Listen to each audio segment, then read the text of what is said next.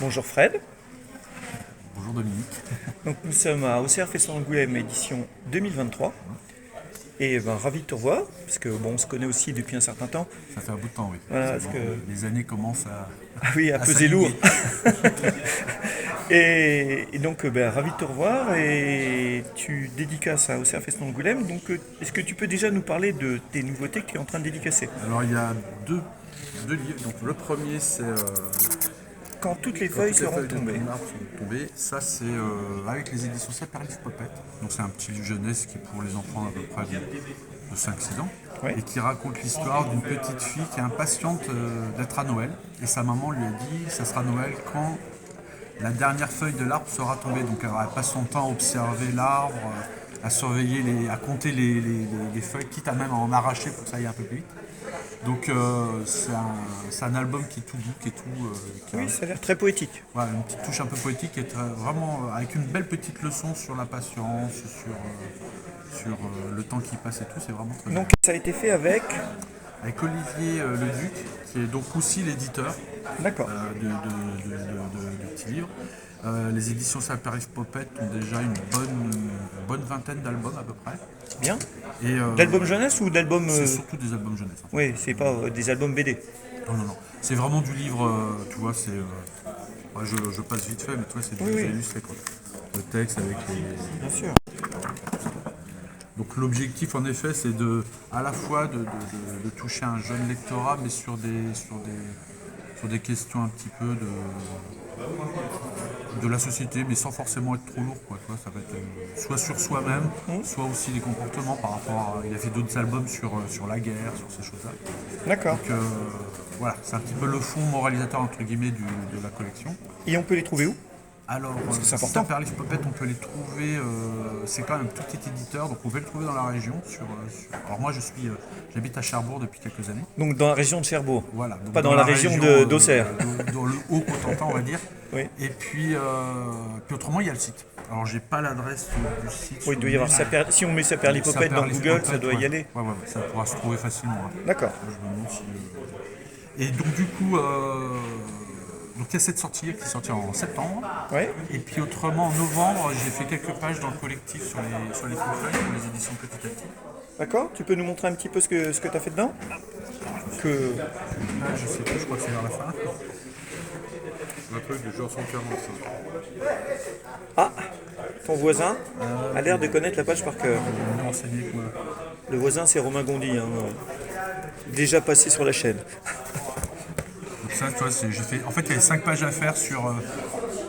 Ils ont découpé toute l'histoire des Pink Floyd en X chapitres. Donc du coup, moi, je traitais la partie qui racontait la séparation avec Waters. Donc Donc c'est de la BD. c'est de la BD. Là, pour le coup, on est Bien, bien. vraiment dans la BD. En monochrome. Ouais. En monochrome brun. À dire un peu ta Après, signature particulière. On avait quand même un laps de temps qui était quand même très, très serré, donc je me suis dit allez vas-y. Oui, oui. Donc en fait toi chaque chapitre est suivi par un petit dossier qui reprend justement l'histoire en la développant. Ok. Donc Ouais, c'est bien ça. ouais c'est vraiment un bon. Enfin moi j'étais assez content de participer au-delà du sujet lui-même, mais sur le fait qu'un collectif c'est toujours une expérience qui est intéressante parce que tu t'intègres un groupe comme ça et puis c'est un album qui va être présenté enfin pour tous les auteurs, donc c'est vraiment quelque chose qui est intéressant. Donc ça c'est mes deux actualités on va dire en termes de petit album. Et puis sinon voilà, il y a toujours un peu les sorties Oui, tes illustrations pour divers éditeurs. voilà, Temps Impossible et tout ça. Voilà, donc Temps Impossible. Bah, je connais surtout bien. Temps Impossible hein, parce qu'en fait pour le Carnoplast le projet c'est plus ou moins pas arrêté mais en tout cas il est On mis en stand-by. mis en stand-by. Je suis au courant parce que j'avais aussi un projet là-dessus. Donc du coup pour l'instant ça n'a pas bougé mais je sais pas, il se peut très bien que ça reparte, je croise les doigts quoi. Pour Temps Impossible, on va en parler. Oui, je pense qu'il y aura des choses qui vont se faire. Qui vont se faire bientôt. Mais donc ça c'est mon actualité en ce moment. D'accord. Alors, et sinon, on va en parler un peu de ton glorieux passé quand même, parce que tu as un long parcours d'auteur aussi. Le temps du Vietnam. Dans les précédentes interviews, j'ai interviewé Alex Nikolavitch, Ah oui, oui. avec qui tu as sorti ton premier album. Ouais, alors en fait, ça c'était.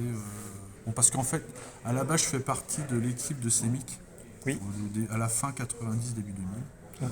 où justement je faisais des couvertures, des planches et puis du rédactionnel, parce qu'il Voilà. s'avère qu'en parallèle je suis aussi journaliste.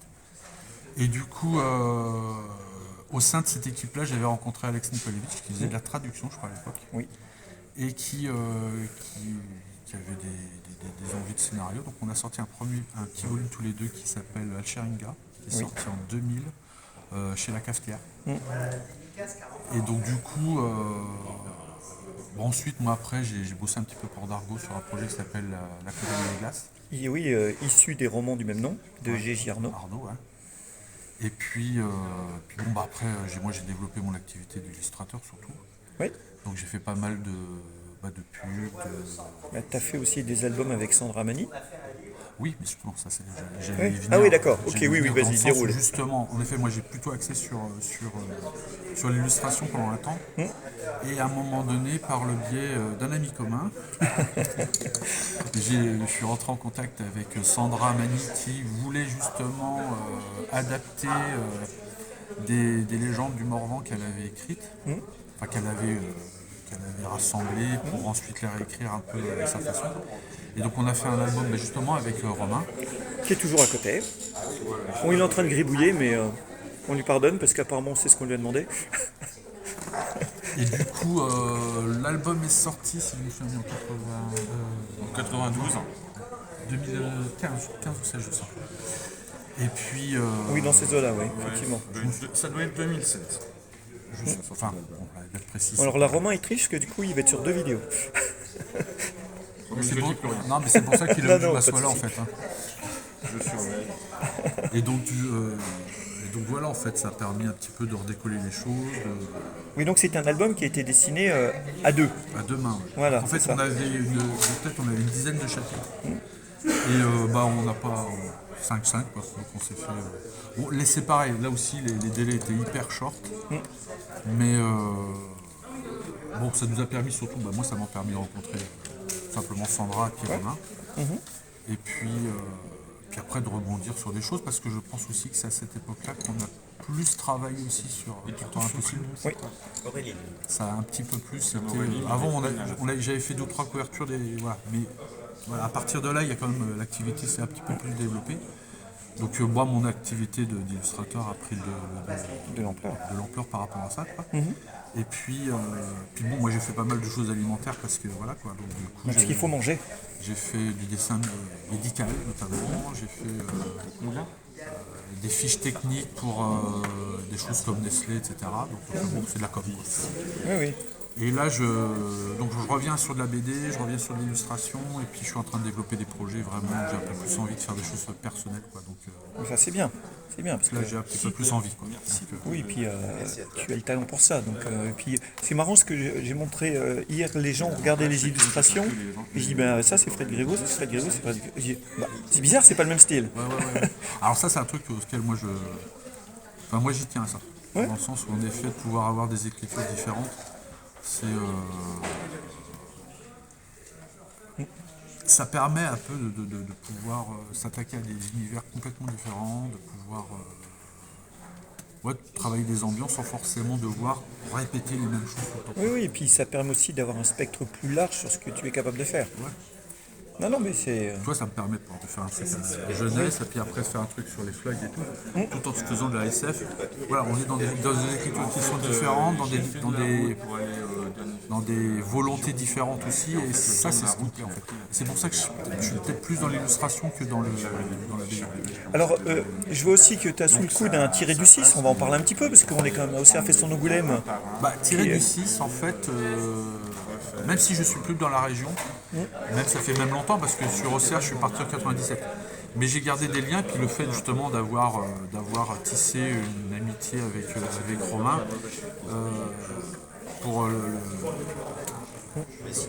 leur assaut, justement ils ont décidé de lancer un nouveau fanzine. Alors moi avant j'étais sur Dijon et je faisais partie d'une asso qui s'appelait on faisait un fanzine qui s'appelait Cadavrexi. Et justement, c'était un petit peu sur ce modèle-là, c'est-à-dire retrouver un petit peu le plaisir des fanzines qu'on avait dans la fin des années 80, début 90. On faisait encore. Voilà, c'était pas internet, donc on faisait des trucs en papier. Oui, d'ailleurs, on s'est connus dans 2 fanzines, Hors Service et Rustine. C'est comme ça qu'on s'était rencontrés. Et sur la scène sur Auxerre était encore assez petite, mais malgré tout, il y avait quand même des fanzines, il y avait quand même envie de faire des choses. Ouais. Et du coup, quand Romain a lancé un peu le projet, je me suis dit, bah écoute, moi des fanzines, ça faisait 20 et quelques années que j'en faisais plus. Je me suis dit que ça pouvait être intéressant. Donc du coup, depuis chaque numéro, j'essaye de participer un petit peu à chaque fois. Là, je fais des illustrations pour les textes. D'accord. Les deux là, c'est toi. Ouais, j'ai fait toutes les illustrations du. Mais par exemple, Bon, c'est risqué, pousse, mais au moins ça permet C'est sympa. des petites choses. en cours d'histoire ou Et puis j'avais fait des planches aussi, alors je sais plus où elles sont. dommage de pas en parler. Et puis même voilà, sur les autres, Ah oui, ça c'est toi aussi. D'accord. horizons, là, Bien, bien, bien. Et du coup,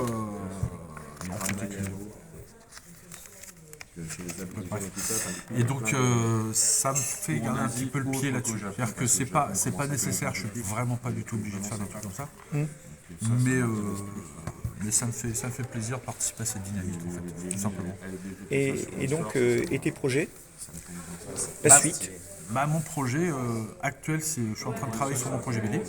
Donc là, je suis en train vraiment de travailler sur le scénario. Je commence à travailler sur les découpages des premières séquences parce que j'aimerais bien déposer le dossier pour fin de l'année scolaire, donc mai-juin. Donc ça, c'est un projet que tu as proposé à un gros éditeur? Ouais, je vais essayer de voir un petit peu avec les contacts parce que bon, alors j'ai pas trop assisté là-dessus, mais il s'avère que je suis journaliste BD à peu près depuis c'est vrai. depuis aussi longtemps que je dessine en fait. Oui, pour Scénario et pour Zoo aussi, c'est Pour ça? Zo Magazine, ouais. Alors scénario, ça va faire une vingtaine d'années que j'écris des articles, les Zo, ça fait 5 ans. D'accord. Et, enfin 4 ans. Et du coup, ça m'a quand même amené à prendre des contacts avec des éditeurs, avec des auteurs et tout. Et j'avais jamais pensé forcément à fructifier tout ça. Et donc là, je me dis, j'ai des interlocuteurs avec qui je peux monter un projet pour avoir des conseils et tout. Et puis, autant se jeter un petit peu aussi dans le truc, quoi. Bah oui, notamment dans l'équipe Sémic, tu travailles avec Thierry Mornay qui est chez Delcourt. Il y a Par exemple. Thierry, bien sûr, il y a Thierry. Tout à l'heure, on parlait d'Alex aussi, Oui, bien sûr. qui connaît du monde. Puis des années fanzine, j'ai pas mal de contacts qui sont restés parce que quand je faisais des fanzines dans les années 80, il y a pas mal de mes potes de ces années-là qui sont justement maintenant dans l'édition. Donc voilà. Oui, oui, bien sûr. Donc, Donc mon projet, il est là, c'est vraiment essayer de développer un truc, au moins pour le milieu de et l'année. le sujet, si on peut juste parler du sujet? Ça sera du fantastique en fait. Du parce fantastique. que, alors ça sera pas. Moi, depuis que quand j'étais étudiant, je développais un truc autour d'un texte de Mallarmé qui s'appelle L'après-midi d'un faune. Alors ça sera pas l'après-midi d'un faune, mais en fait c'est l'ambiance qui m'a plu Ouais. et qui fait qu'en effet j'aimerais bien faire partir d'un personnage comme ça, un après-midi, comment justement essayer de faire quelque chose sur les sentiments, sur ces choses-là. Donc ça sera du fantastique, mais ça sera pas les grosses quêtes à la Seigneur des Anneaux, quoi. C'est pas du tout le Oui, même. oui, bien sûr. Oui, oui. Ça sera plus intimiste en fait. Donc je vais Ça sera essayer plus du Fred Griveaux. C'est ce que j'ai envie de faire parce que je me suis rendu compte que ça fait pas mal de temps que je fais des trucs de commande.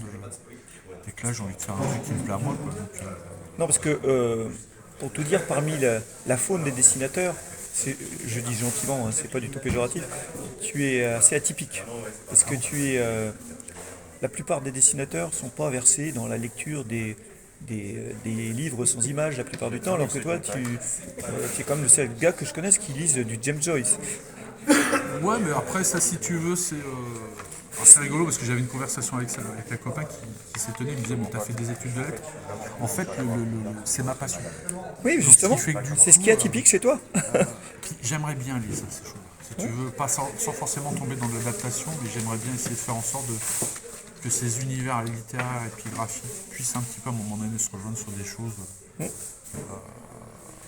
Après, je sais pas ce que ça amènera comme autre chose, mais en tout cas, voilà, j'aurais envie de faire un truc intimiste.